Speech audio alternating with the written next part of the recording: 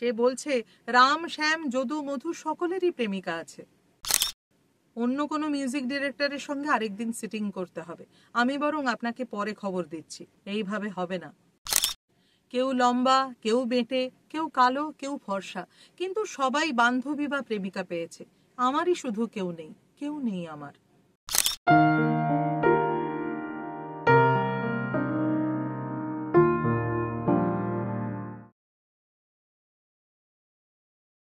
পরিচালক দীনেন গুপ্তের তিলোত্তমা ছবির কাজ চলছে। প্রযোজক ছিলেন অজয় বসু। দীনেন বাবুর অনেক ছবিতেই পুলক বন্দ্যোপাধ্যায় গান লিখেছেন। এই ছবিতেও গীতিকার হিসেবে ছিলেন পুলক বন্দ্যোপাধ্যায়। ওনাদের দুজনের মধ্যে এক অদ্ভুত রসায়ন ছিল। এবার তিলোত্তমা ছবির একটি বিশেষ সিকোয়েন্সের জন্য গান তৈরি হবে। সেই গানের জন্যই সিটিং চলছে। পরিচালক সিচুয়েশন বোঝালেন। ওই ছবিতে সঙ্গীত পরিচালনার দায়িত্বে ছিলেন অভিজিৎ বন্দ্যোপাধ্যায়। দীনেন গুপ্তের সঙ্গে বাংলা ছবিতে অভিজিৎ বাবুর এটাই প্রথম কাজ। অভিজিৎ বাবু আগেই সুর করতে অভ্যস্ত ছিলেন, তাই তিনি এসেই বেশ কিছু সুর শোনালেন। দীনেন বাবুর যে সুরটাই পছন্দ হবে তার উপরে মিটার বুঝে পুলক বন্দ্যোপাধ্যায় কথা লিখবেন। কিন্তু মুশকিল হলো দীনেন গুপ্তের একটি সুরও পছন্দ হলো না। পুলক বন্দ্যোপাধ্যায় কথা লিখে ফেললেন। দীনেন গুপ্তের সেই কথা ভীষণ পছন্দ হলো, কিন্তু আবারও মুশকিল হলো। পুলক বাবুর কথার উপরে অভিজিৎ বন্দ্যোপাধ্যায় যে সুরই দিচ্ছেন, দীনেন বাবুর তা কিছুতেই পছন্দ হচ্ছে না। এইভাবে বেশ কিছুক্ষণ কেটে যাওয়ার পর দীনেন গুপ্ত পুলক বন্দ্যোপাধ্যায়কে আড়ালে ডেকে বললেন, এইভাবে হবে না। অন্য কোনো মিউজিক ডিরেক্টরের সঙ্গে আরেকদিন সিটিং করতে হবে। আমি বরং আপনাকে পরে খবর দিচ্ছি। এই কথা শুনে পুলক বন্দ্যোপাধ্যায় দীনেন গুপ্তকে আরো একটু সময় দিতে বললেন। দীনেন বাবুও সেই কথায় রাজি হয়ে গেলেন।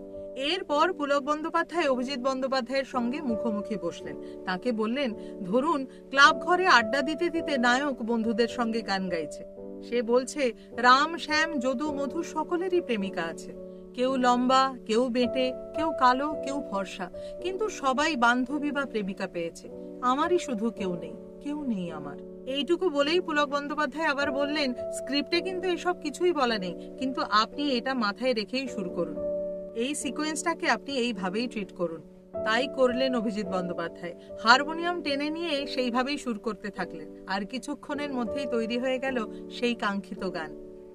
1978 সালের 22শে ডিসেম্বর মুক্তি পেয়েছিল বনফুলের গল্প অবলম্বনে দীনেন গুপ্তের পরিচালনায় একটি বাংলা ছবি, যেখানে অভিনয় করেছিলেন রঞ্জিত মল্লিক, সুমিত্রা দেবী, উৎপল দত্ত, বিকাশ রায়, রবি ঘোষ প্রমুখ। ছবির নাম হলো তিলোত্তমা। আর যে গানটির গল্প আপনাদের এতক্ষণ শোনালাম, সেই গানটি গেয়েছিলেন এক এবং অদ্বিতীয় মান্না দে। সেই গান অত্যন্ত জনপ্রিয়তা লাভ করে। নিশ্চয়ই ধরে ফেলেছেন কি সেই গান?